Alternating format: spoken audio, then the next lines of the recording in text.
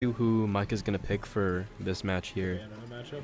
Yeah, Sora. we're going. It was either Sora or DDD. I guess in this context, you would want Sora. Yeah, because Bad Ed kind of just stops all over him.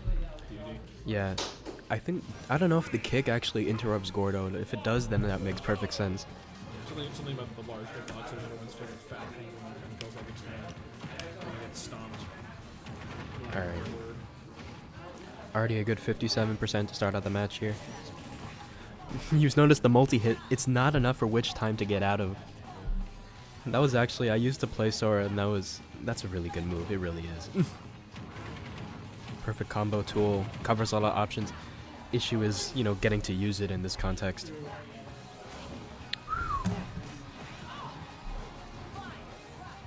I like the idea there, jumping with the fire, trying to go for some kind of side B confirmation, probably, or maybe even down tilt, depending on how that was spaced out. I think you can. I mean, anything that connects, I imagine you would be able to Witch Time. You could have. I think they could have definitely followed up with a 1, 2, 3 with the side B there. Unfortunately, we just went for 1, which honestly I can understand. Usually, from what I've been told, you want a side B as Sora to kind of catch the opponent off guard or get a spacing. Oh. Jordan disconnects.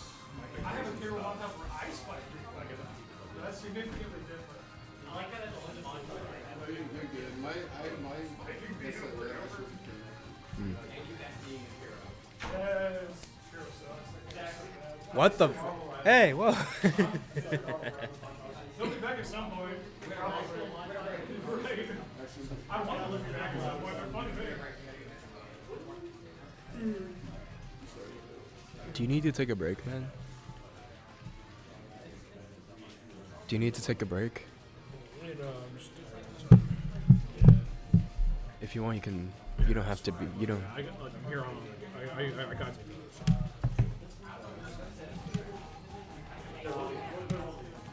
All right. So.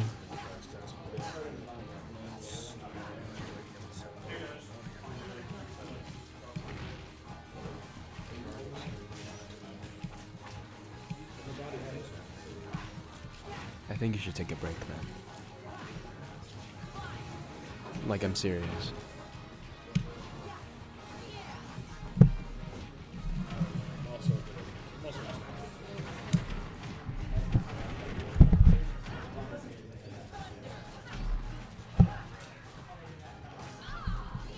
Alright. Either way, still continuing it here. Fairly even as of late. Good bit of damage on Sora.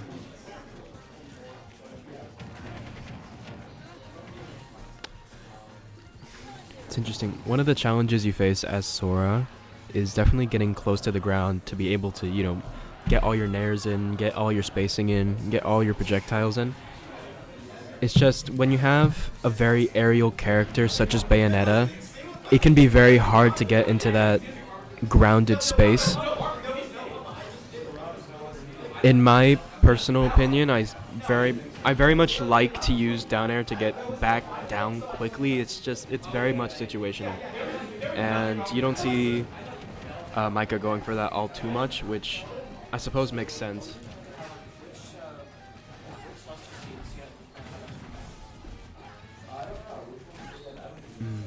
It's a shame. This is game 1. Hello.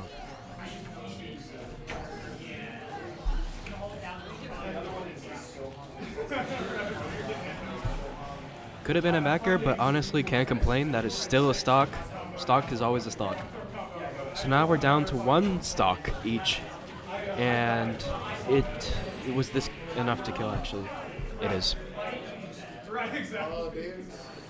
I will say, I think there are a lot of things that Micah could follow up upon to get more damage as Sora.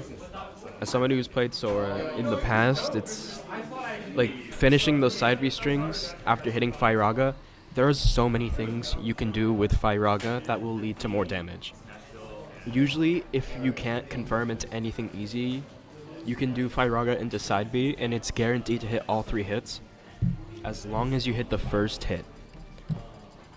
But granted, I understand going for just one if you're trying to psych out your opponent and really, cross them up with that property of the move. But just hit the kill moves and get on with the game, bro. Hit the kill moves and get on with it. You're playing Bayo. It's fine. And as I was saying, it's like Bayo is a very kind of aerial character you see here, which could be a bit of a challenge for Sora, who is one of the floatiest characters in the game. He's floating like balloon. Good. Oh, that was a good dash attack right there.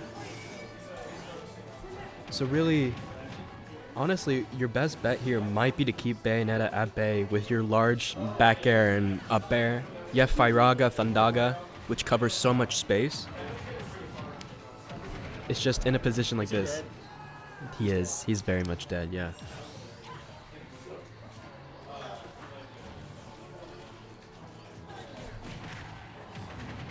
I remember when I used to play Sora, one thing I would do a lot with Thundaga is if my opponent was going to close the gap very quickly, I would jump and then do Thundaga because that has a different range as opposed to the grounded version. Okay, that's not enough. Not at that percent. Oh, That's a good counter. good reversal right there. That's a good aspect. Too much end lag on that side B. Just not the right context to use it in, unfortunately. And Micah's right there showing what you can do with Firaga, especially at a close range. You can confirm into a lot of different moves. Like grab, for instance, was the option that was used there. That's not enough. Not at that percent. Not at 60. See what I mean? It covers like a more condensed range.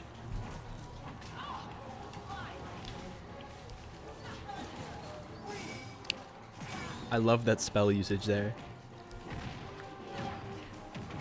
Oh no. No way. No. We might be dead.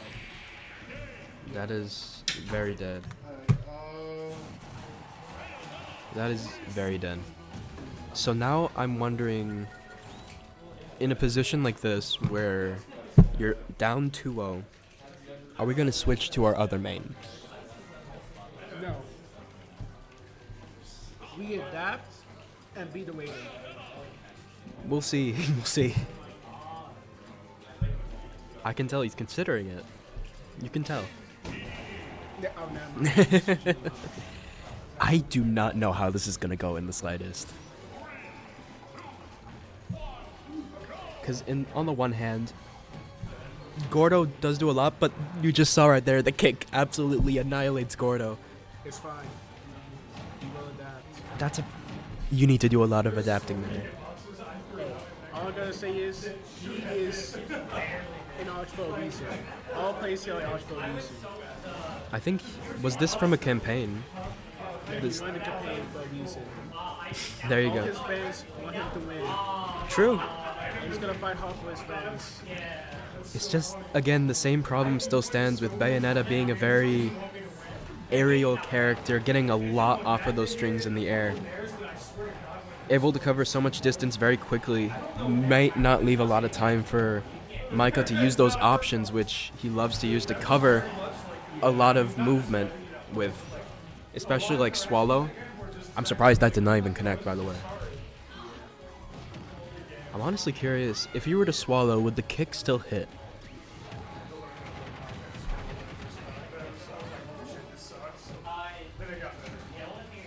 I think he tried to go for it, but it didn't come out in time.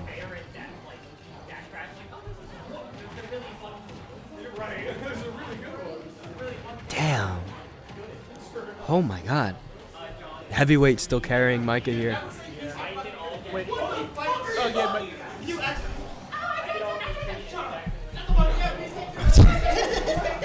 Oh my god. We have a lot of fun. We have so much fun happening here. Regardless, this is insane. Seeing all these strings is like, wow. Just Loid absolutely. Capitalizing off of every single hit. That will be game. All right, so that is Loid with a 3-0 victory